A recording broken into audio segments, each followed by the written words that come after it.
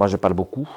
Je crée, entre guillemets, ce qu'on appelle des images. J'essaie de faire en sorte que le sens même de la pièce, le sens de notre existence, et le sens aussi de notre vie, puisse être le moteur, entre guillemets, de ce qu'on va raconter.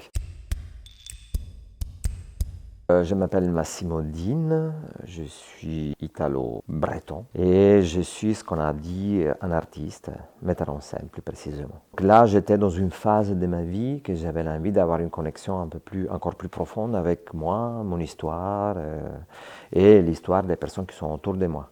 Et j'avais l'envie un petit peu de raconter un peu, de diviser la vie en 3 parties. Une première partie dans laquelle mettre une humanité et la deuxième partie, une fois qu'on a posé cette humanité, j'avais l'envie d'interroger un peu les liens.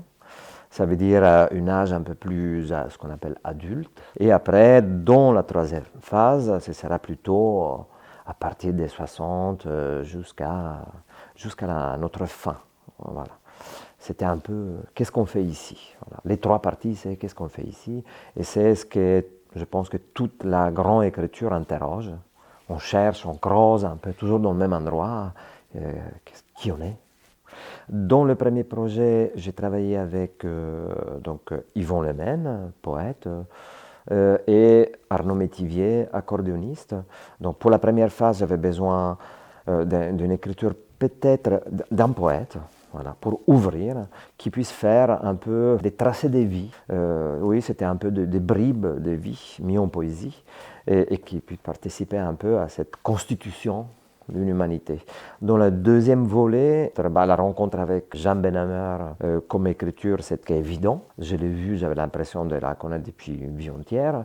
Et j'avais déjà un peu eu la chance de lire ses romans, les quelques textes théâtraux qu'elle avait écrits, toute sa partie un peu poétique. C'est une romancière à la base, mais elle a une langue très poétique. Moi, j'ai besoin un peu que les personnages qu'on crée ensemble soient poétiques.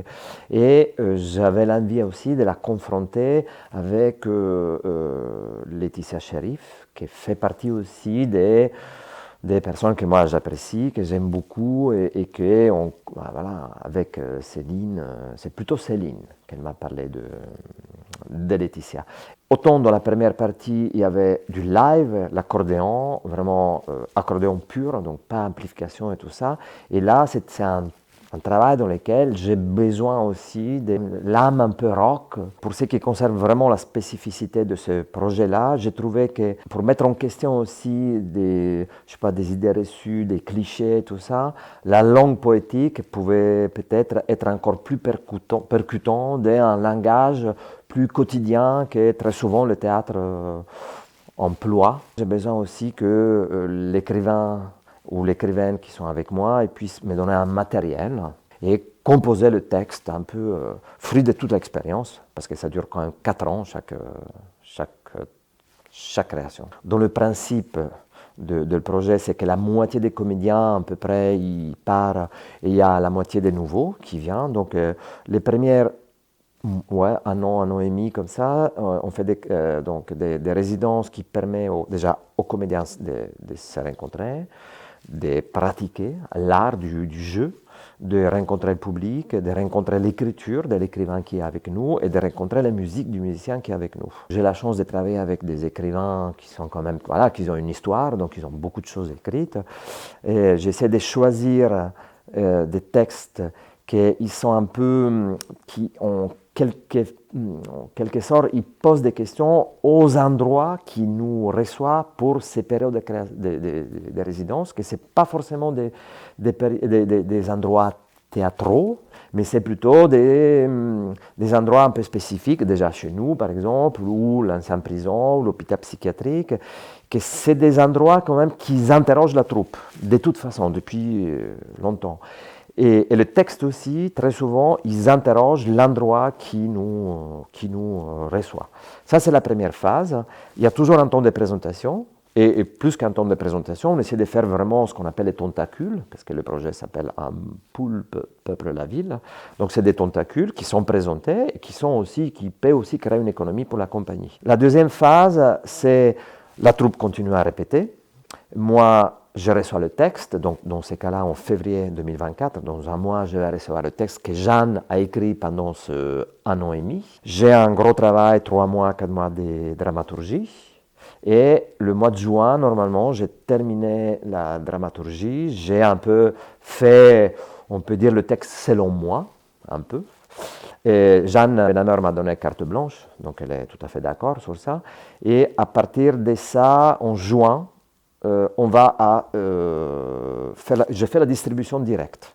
À partir de ça, on fait une petite pause, l'été, 2 mois, mais il part avec les textes, donc ils ont le temps de commencer à apprendre le texte.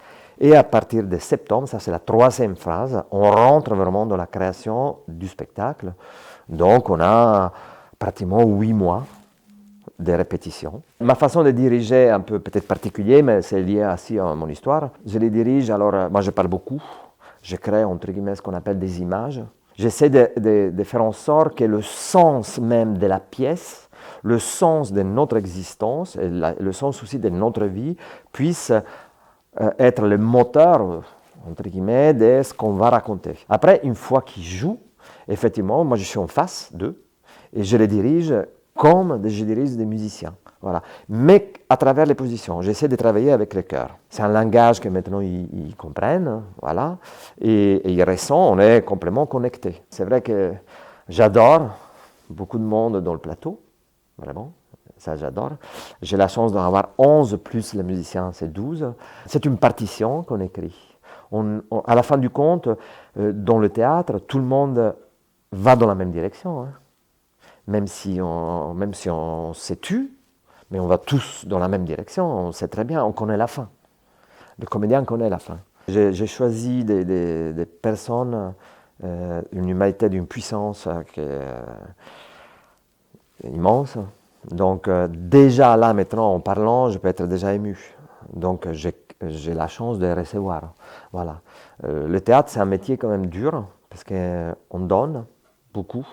Et après, les rideaux se ferment et on est seul. Et il faut faire quelque chose de tout ça. Là, moi, j'ai la chance que je travaille, je donne tout ce que je peux, mais je reçois aussi énormément. Donc, c'est normal que je me transforme. On se transforme un peu mutuellement aussi. Avant tout, c'est quand même l'humanité c'est une aventure, ce qu'on fait. Et on fait en sorte que le théâtre soit le moyen un peu pour poser quelques questions. Voilà. Et que le théâtre nous permet quand même de questionner.